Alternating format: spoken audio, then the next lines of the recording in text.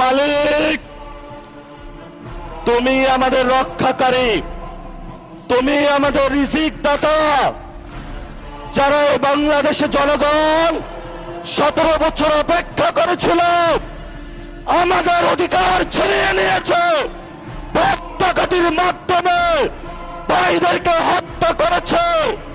আয়েশের মালিক তোমার মালিকের বিচারে আমরা বিচার রেখে গেলাম, তুমি তাদের দৃষ্টান্তমূলক শাস্তি বাংলার মাটিতে জনগণের সামনে করবে।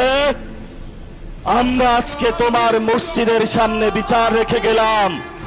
বাংলাদেশের মানুষ হতাশ হবেন না, লা তাহজান ইন্নাল্লাহা মানা, আল্লাহ আমাদের সাথে আছেন, শক্তিমান, ভয় নাই, জয় করব আমরা ইনশাআল্লাহ। দ্বিগুণ হয়ে পার্লামেন্টে যাব।